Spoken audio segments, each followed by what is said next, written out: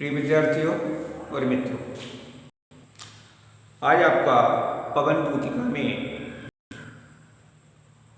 पदों पर आधारित प्रश्नोत्तर हैं, उनके बारे में आज अवगत कराया जाएगा। इसका पहला पद है जिसे हम पढ़ के सुना रहे हैं आपको, और प्रश्नोत्तर आपको बोर्ड से करके दिखाए जा रहे हैं। आप लोगों को बोर्ड पर पढ़ने में असुविधा हो रही होगी, क्योंकि अगर प्रश्न के उत्तर नहीं लिखेंगे तो भी आपको असुविधा होगी, और उत्तर लिख देंगे और प्रश्न नहीं लिखें तो भी असुविधा होगी। पद आपको किताब से करना है, तो आप ऐसी स्थिति में जब आपको समझ में नहीं आए तो वीडियो को जूम करके देखें, बोर्ड की सभी चीज़ें आपको दिखाई दें।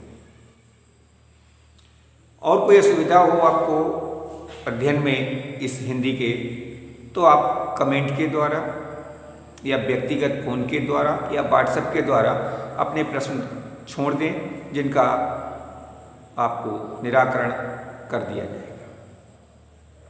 तो पहला पद है आपका, उसको पहले सुन लीजिए और उसके अर्थ को हम बता देते हैं। लज्जाशील पथिक महिला, जो कहीं दृष्टि आए, होने देना विकृत बसना तो ना तू सुंदरी को, जो थोड़ी सी श्रमित भय हो, गोद ले शांति खोना, होठों की और कमल मुख की मिला मलिनताएं मिटाना।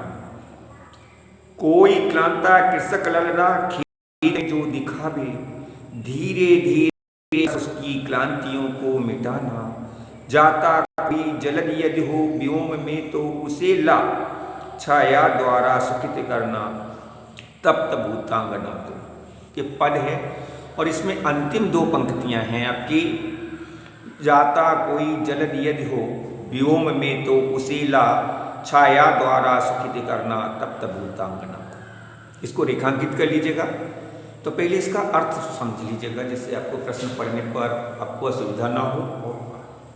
राधा जी पवन से कहती हैं, हे पवन, जब तुम मेरा संदेश लेकर के मथुरा की ओर जा रही हो, तो यदि मार्ग में कोई लज्जाशील महिला मिले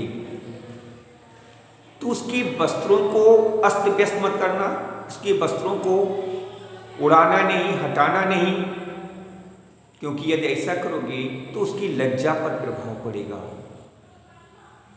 और वो जब थकी हो तो थोड़ी सी उसके श्रम से थक गई हो तो अपना स्पर्श करके उसके मुख पर और उसके मुख पर स्पर्श करके उसकी क्लांति अर्थात थकान को मिटा देना। यदि कोई कृषक महिला खेत में काम कर रही हो, गर्मी से व्याकुल हो, तो उसके पास धीरे से जाना और उसके शरीर का स्पर्श करना, अपने सुखद और शीतल सुख का उसे अनुभव कराना। यदि आकाश में कोई बादल जाता हो तो उस बादल खंड को उसके ऊपर ला करके रोक देना, जिससे उसे छाया प्राप्त हो और उसको सुख की अनुभूति हो, उसकी थकान खत्म हो जाए। तो इस प्रकार से राधा जी परोपकार के गुण को प्रकट होता है, राधा जी के परोपकार का गुण प्रकट होता है। अब इससे संबंधित प्रश्न है आपका। पहला प्रश्न है, इस पद्यांश का संदर्भ लिखिए। इस पद्यांश का संदर्भ लिखिए। तो यह पद हमारी पाठ्य पुस्तक हिंदी काव्य के पवन भूतिका नामक पाठ से लिया गया है। इसके कवि या रचयिता अयोध्या सिंह उपाध्याय हरिओम जी हैं।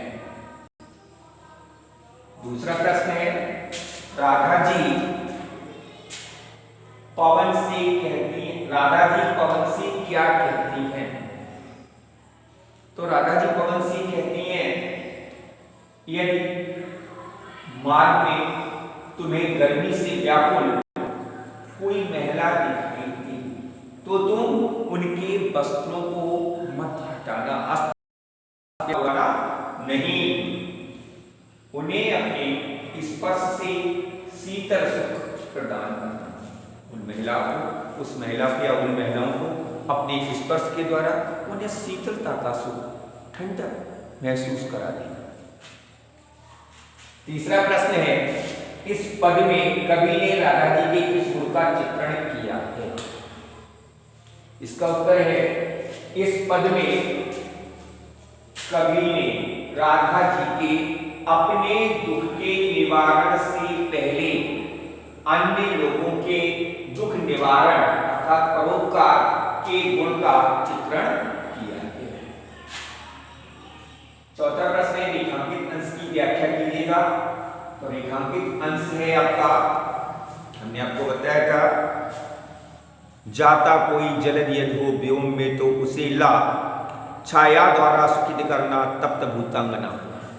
ये है, तो इसका अर्थ है, इसकी व्याख्या है, राधा जी पवन से कहती हैं कि हे पवन, यदि खेतों में कोई कृषक महिला काम करती दिखाई दे तो उसे तो आकाश में जाने वाले किसी बादल को लाकर उस महिला के ऊपर छाया कर देना, उसकी गर्मी खत्म करना, उसका तप्त है, तप्त गर्मी को समाप्त कर उस स्त्री को शीतलता का सुख प्रदान करना, जिससे उसकी थकान खत्म हो जाए।